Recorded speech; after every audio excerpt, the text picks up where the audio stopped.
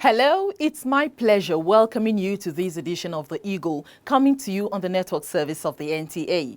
The Eagle is your anti-corruption program on TV that exposes economic and financial corruption going on in the society, how criminals perpetrate these crimes, and what you can do to stop them. Do you know how destructive corruption is, especially to you? That's our main focus as we discuss effects of corruption on the society. We've got a lot for you today, so stay tuned and let's enjoy the ride together. My name is Martha Eche. Thanks for joining us. Imagine a society where everything works. Durable road networks, stable electricity supply, portable water, well-equipped and functional healthcare facilities, quality education for all, affordable housing schemes, social security benefits, job creation, and a lot more that makes life comfortable to live. That is an ideal society. We can only achieve these if we all play our part. Say no to corruption to enjoy these benefits. Kill corruption to save Nigeria. This message is from the Economic and Financial Crimes Commission, EFCC. Popular Nobel laureate and American writer Elie Wiesel once said, "The opposite of love is not hate, it's indifference. The opposite of art is not ugliness, it's indifference. The opposite of faith is not heresy, it's indifference. And the opposite of life is not death, it's indifference." Now, indifference means a lack of interest, concern, or sympathy, like you don't care what's happening at all. So many things are happening in the world of economic and financial crimes in Nigeria, and I'm sure you'd like to know them. So stay tuned while I bring you some of them. My people, you see, time don't come where we go stop to grumble. Make we talk about this matter where they table. Before this country go fumble, come tumble. Time don't come where we go hold ourselves accountable and responsible. See as corruption make man pikin dey miserable. See as the hunger dey unbearable. Electricity no dey stable. Our roads no dey reliable. Education no dey affordable. Even elections myself, e no dey credible. Who we go hold responsible? But una know say a great Nigeria dey possible. This cankerworm called corruption, e dey curable. Me and you, we dey able, we dey capable, and together we go create an economy that is sustainable. That is why I dey beg all of una make una support the EFCC so that we fit kick this nyama thing wey they call corruption comot for this country. I beg make una support EFCC. This message is from the Economic and Financial Crimes Commission, EFCC. The Economic and Financial Crimes Commission, EFCC, Gombe Zonal Office, has arraigned the trio of Jedwa Ahmed Dawood, Oliver Wubong, and Joseph Danladi John before Justice Joel F. Agia of Taraba State High Court on a 6-count charge bordering on conspiracy, criminal breach of trust, and forgery. The offenses run contrary to sections 96, 315, and 366 of the Penal Code of Taraba State and punishable under section 315 of the same law. The first defendant, Jedwa Ahmed Dawood, is currently a serving member of Taraba State House of Assembly representing Saradona local government area of the state. The second defendant, Oliver Wubon, is the chairman of Sardona local government area, while the third defendant, Joseph Elade John, is the chairman of Kurma local government area. The trio were alleged to have stolen the sum of 104,200,000 naira from the coffers of Sardona local government area. The funds were meant for capital projects in the local government area. The crime was perpetrated while Oliver Wubon held the position of chairman and Joseph Elade John was director of finance of the local government area. They all pleaded not guilty to the charges, upon which prosecution counsel Abubakar Aliyu applied for a trial date. Justice Agia granted bail to the defendants in the sum of 2 million naira and 1 surety each. The judge said the surety must either be a Taraba State House of Assembly member, commissioner in the State Executive Council, or permanent secretary. Each surety must swear to an affidavit of means of livelihood and deposit their 2 recent passport photographs. He adjourned the case till July 29 and 30th, 2020 for hearing. Aisha Muhammad reporting for the Eagle. Now in Port Harcourt, the Rivers State capital, officers of the Nigerian Navy ship have handed over 3 barges to the Port Harcourt Zonal Office of the Economic and Financial Crimes Commission for further investigation. Ngondu Ngweta tells you more. Navy Captain Adegoke T. Ebo, who handed over the equipment on behalf of the base's commanding officer, disclosed that the vessels were intercepted and arrested during routine patrol for alleged involvement in illegal bunkering activities. According to him, Furo 1 was intercepted on May 3, 2017 along Bele waterways, MV Destiny Bright at Adokakiri, and an unnamed barge at Cawthon Channel Open Waterways on April 19 and 30, 2020. On this 30th day of June 2020, I, Captain Etiebo, Executive Officer of Nigerian Navy Ship Pathfinder, hereby hand over badge Furo 1, badge Destiny Bright, and an unnamed badge with the products contained therein to Superintendent Annie Davis Stanley, being the representative of the Economic and Financial Crimes Commission, Rivers State Zone. At the point of arrest, Badge Furo 1 and the unnamed metal badge were laden with unspecified quantities of substances suspected to be illegally refined automotive gas oil, while MV Destiny Bright had unspecified quantities of suspected stolen crude oil. The badges and the products were towed to the base's holding bay at Rumo Lumeni and One, Port Harcourt for safekeeping. A principal detective superintendent, Mr. Annie Davis Stanley, who received the badges on behalf of the zonal head of EFCC, Usman Imam, commended the collaboration and synergy between the Navy and the EFCC. Mr. Annie Davis assured that the case will be professionally investigated and the culprits brought to justice. I am Ngondu Ngweta, reporting for the Eagle. Welcome back from the news segment. Remember that today we're dealing with the effects of corruption. So come with me to the chat room for insight into the plight of Nigeria and Nigerians if corruption continues to thrive in the society.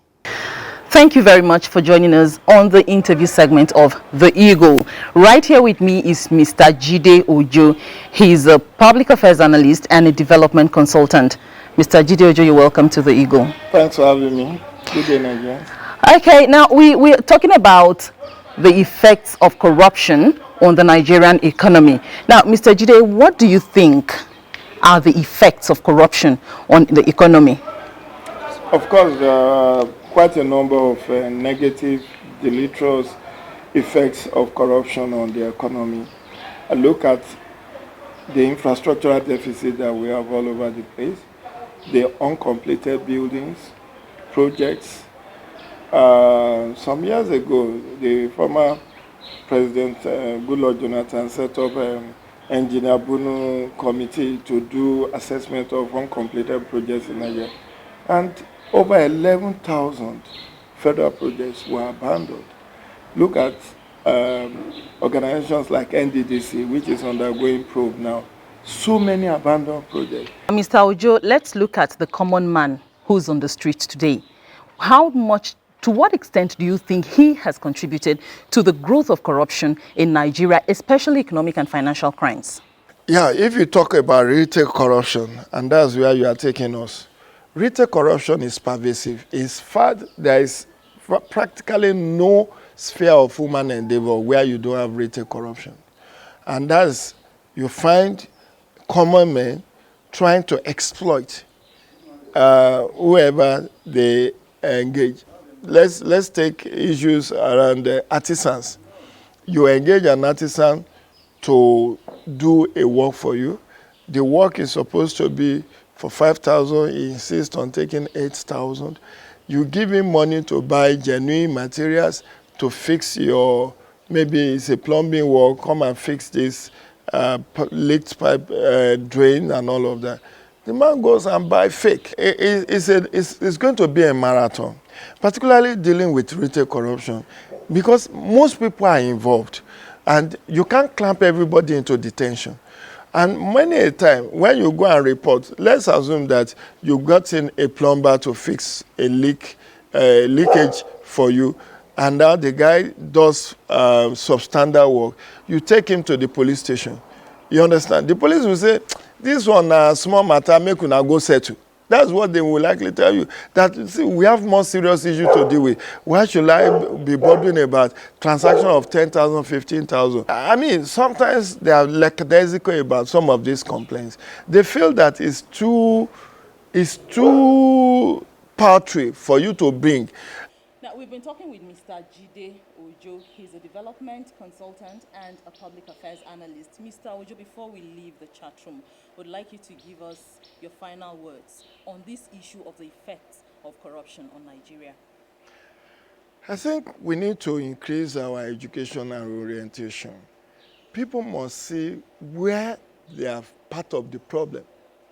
A contractor that collects mobilization fee refuses to do the work for which he applied and he was given, as is contributing to underdevelopment of the country. But would you really blame the contractor, because the environment in which he's supposed to work is not even pressuring him to do the right thing?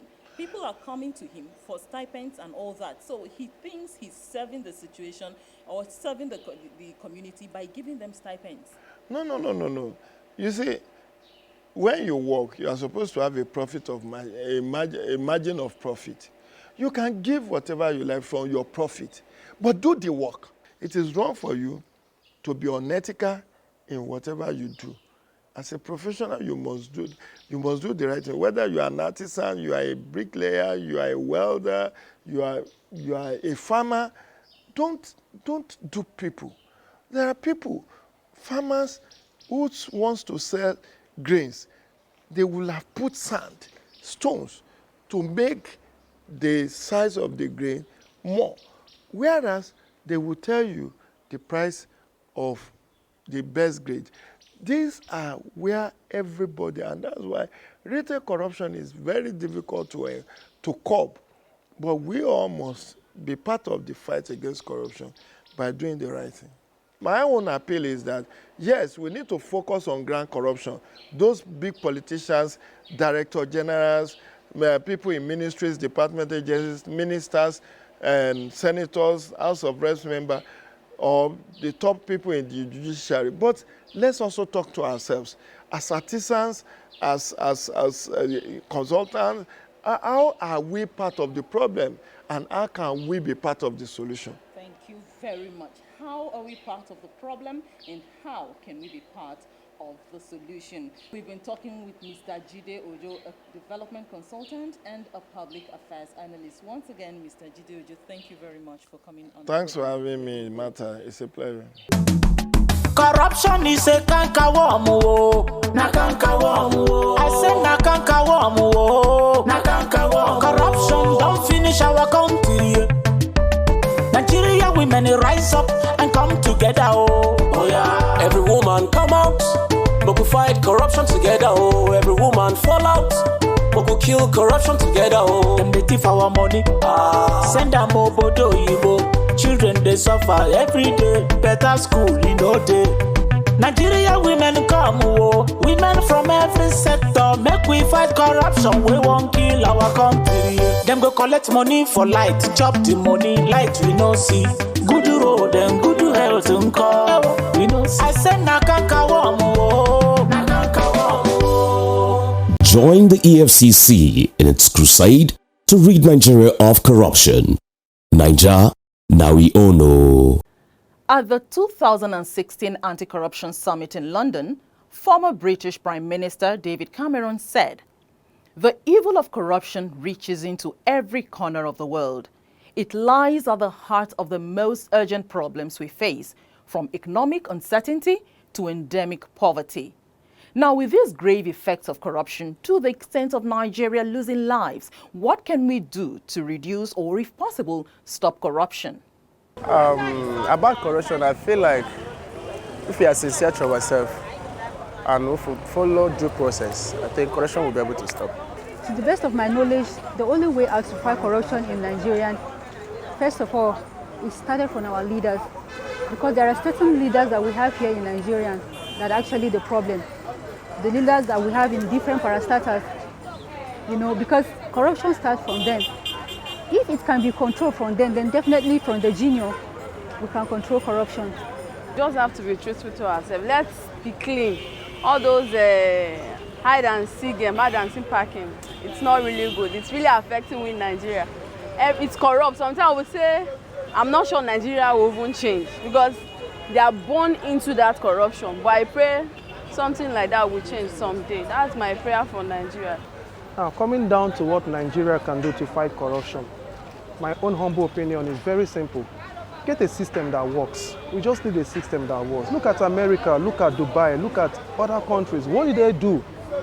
What are they doing that is making them to dictate, to know how things work out for other countries? They need to get a system that works, as simple as that. Dictate everybody transaction, dictate everything concerning everybody. How much are they supposed to earn? Government workers, what is their salary like every month? Somebody's salary for a month is 500,000, at the end of the month is getting up to 5 million, 50 million.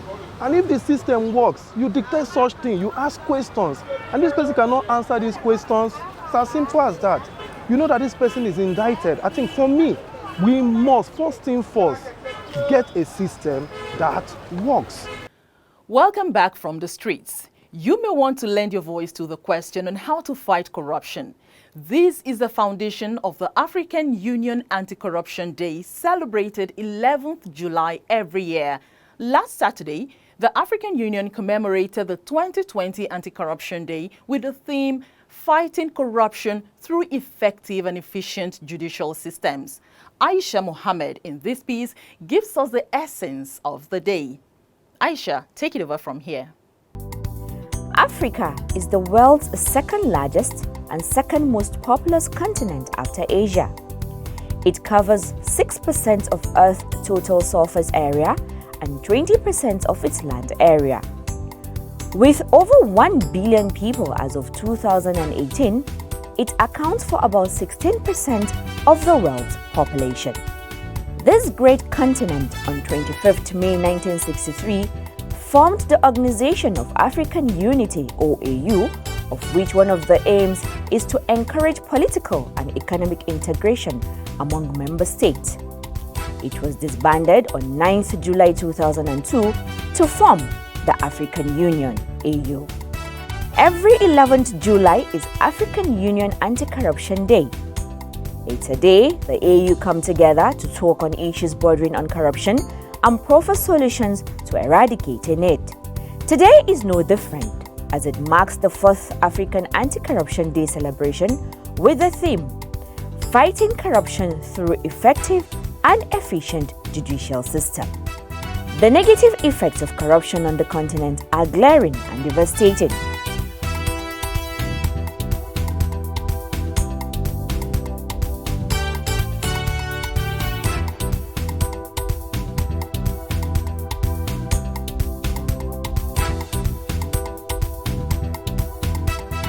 The Economic and Financial Crimes Commission, EFCC, is a Nigerian anti-corruption agency which is saddled with the responsibility of combating corruption through investigation and prosecution of offenders. The 2020 African Union Anti-Corruption Day's theme, Fighting Corruption Through Effective and Efficient Judicial System, has aptly captured how a successful anti-corruption fight can be won and the importance of the judiciary in winning the fight. The Commission has over the years enjoyed a cordial relationship with the Nigerian judiciary with numerous success stories, convictions, asset forfeiture, capacity building workshops, among others.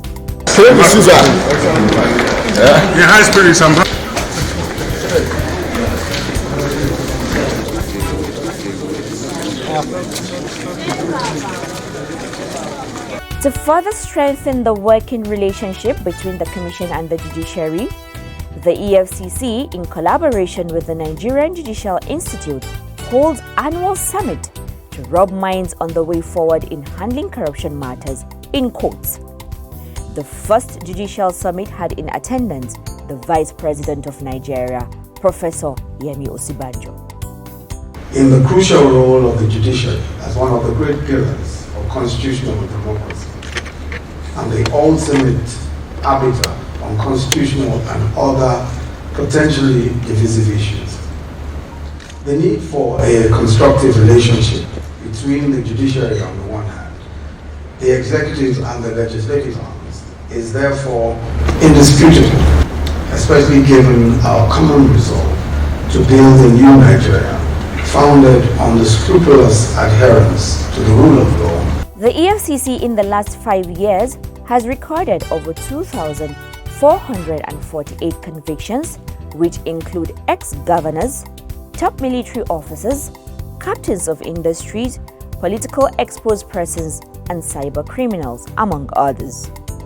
While in monetary terms, it has recovered 980 billion naira, $271.3 million, 1.9 million pounds, 8.3 million euros, and 87,000 francs CFA. The Commission has